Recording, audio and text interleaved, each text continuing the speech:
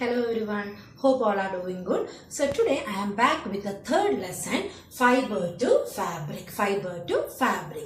So we know we wear different varieties of clothes, isn't it? We wear different varieties of clothes. These clothes are known as the fabric. These clothes are known as the fabric, and these fabrics are made from fibers. These fabrics are made from fibers. So if you are taking a cloth, this is the fabric, and this fabric is made from threads. These fibers fabric are made from the threads. You can see the threads. These are called as the fibers. These are called as the fibers. So these fibers are classified into two. These fibers can be classified into two, that is the natural fibers and artificial fibers. So fibers can be classified into two, that is the natural fibers and artificial fibers. Artificial fibers. So what are fibers? The threads. The threads are known as the fibers. Fibers can be classified into two, that is the natural fibers and the artificial fibers. So talking about the natural fibers, the fibers that we are getting from the nature is known as the natural fibers. Is known as the natural fibers, and the man-made fibers are called artificial fibers. Man-made fibers are called artificial fibers. So first we'll talk about the natural fibers. So natural fibers are further divided into two, that is the plant fiber, and the animal fiber. Plant fiber and the animal fiber. So natural fibers means from the nature itself we will get those type of fibers. Those type of fibers are called natural fibers, and natural fibers are further divided into two, that is the plant fiber and the animal fiber. Plant fiber and the animal fiber. Fibers that comes from plants are called plant fibers. So fibers that comes from plants are known as the plant fibers, and some of the examples are cotton, linen and jute. So cotton, linen and jute are some of the examples for plant fibers. Plant fibers. And the fibers that we are getting from animals are known as the animal fibers. So fibers that we are getting from the animals are known as the animal fibers, and some of the examples are silk and wool. Silk and wool are some of the example for animal fibers. So natural fibers are divided into two, plant fibers and animal fibers. And next one is the artificial fibers. So man-made fibers are called artificial fibers, and some of the examples for artificial fibers are polyester, nylon and rayon. So polyester,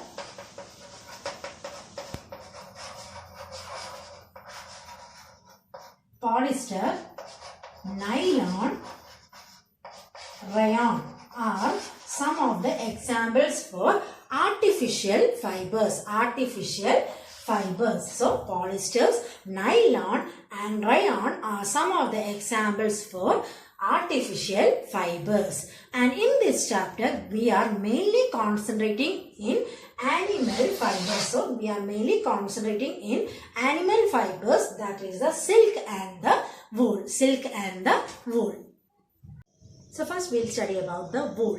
The main source of wool is the sheep. So sheep is the main source of wool, and the body of the sheep is covered by thick hairs. Body of the sheep is covered by thick hairs. This hair keep the animal warm and dry. So this hair keep the animal warm and dry, and the hairy skin of the sheep is of two types. The hairy skin of the sheep is of two types of fibers, that is the coarse bad hair and the fine soft hair. The first one is the coarse bad hair, and the second one is the fine soft hair. So the sheep hairs are of two types, that is the coarse bad hair and the fine soft hair. Fine soft hair. The coarse bad hairs are used to make carpets. So in order to make carpets we use coarse bad hairs. So and the fine soft hairs are used to make woolen clothes. So in order to make woolen clothes we use fine soft hairs. Fine soft hairs. Some animals other than sheep also yield wool. So not only sheep, there are many other animals that gives us wool, and we will learn about some of them. And the first one is the yak. And the yak is very common in Tibet and Ladakh. This yak wool is very common in Tibet and Ladakh. And the next one is the Angora goat. And Angora goat is found in hilly regions such as Jammu and Kashmir. And the wool obtained from Angora goat is known as Angora wool. So the wool obtained from Angora goat is known as Angora wool. Next one is the Kashmiri goat. The wool that is obtained from Kashmiri goat is very soft and they are used to make shawls, fine shawls. So they are used to make very fine shawls, and those type of shawls are called pashmina shawls. So the Kashmiri goat, the wool that is obtained from Kashmiri goat is very soft and they are mainly used for making shawls, and those type of shawls are called pashmina shawls. Pashmina shawls. Next one is the camel. The hair on the body of camel is also used to make wool. So using the hair of the camel also we can make wool. And next one is the llama and alpaca. Llama and alpaca are found in South America and those animals also yield wool. So llama and alpaca are very common in South America and they also yield wool. The next one is from fiber to wool. From fiber to wool. So if we want good qualities of wool from the sheep, we need to provide them with nutritious diets such as pulses, jowar, corn, etc. So if we want good qualities of wool, we have to provide them with nutritious diets such as jowar, pulses, corn, etc. And if we are feeding them with nutritious diet, the hair grows thicker. So if we are providing them with nutritious diet, the hair grows thicker, and these hairs are known as the fleece. These hairs are known as the fleece. These hairs are known as the fleece, and this fleece provides us with wool. This fleece provides us with wool. Next topic, processing fibers into wool. So how these fibers are converted into wool. So let us study the process by which the wool is obtained from sheep, one step at a time. And the first step is known as the shearing. The step one is known as the shearing.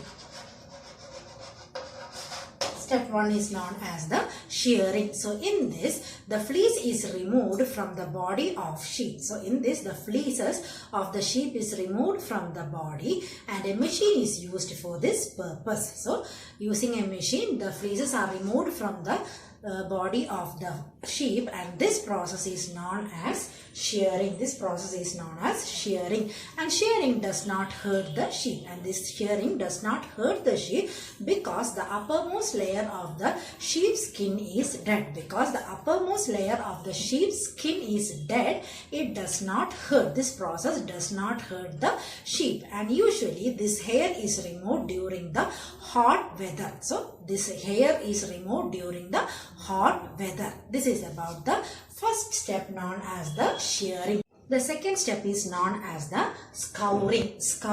So here the sheared skin with the hairs is washed thoroughly in tanks in order to remove the grease, dust and dirt. So in order to remove grease, dust and dirt from the hairs, it is washed thoroughly in the tanks. So it is washed thoroughly in the tanks, and this process is known as scouring. This process is known as scouring, and in olden days this scouring were done in big tanks, and nowadays this is done in using machines, and nowadays this is done using machines. So this is about the second step known as the scouring. The third step is known as the sorting. So after scouring, sorting is done. The hairy skin is sent to a factory where hairs of different textures are separated. So different kinds of hairs will be there. Short hairs will be there, long hairs will be there, different colors of hairs will be there. So according to these differences, the hairs are sorted, and this process is known as sorting. The third step is known as the sorting. The fourth step is the cleaning of burrs. Cleaning of burrs. So I think you are hearing this word for the first time. Burrs. So what is burrs means? Small fluffy hairs are called burrs. Small fluffy hairs. Small fluffy hairs are called burrs. So small fluffy hairs called burrs are picked out from the hairs. So small hairs, these hairs are picked out from the hairs. Again, then the fibers are again washed in tanks. So after picking up this, again these fibers are washed in the tanks and then sent for drying. So this is about the fourth step known as the cleaning of burrs. Cleaning of burrs. The fifth step is known as the dyeing. The fifth step is known as the dyeing. So dyeing. The fiber can be dyed into various colors as the natural fleece of the sheep is black, brown or white in color. So the natural color of the fleece is white, black or brown in color. So we need varieties of colors. So in order to that, we do the process known as dyeing. So in order to do coloring, we do the process known as dyeing. So in order to add various colors to the fibers, the fifth step known as dyeing is done. So this is the fifth step known as the dyeing.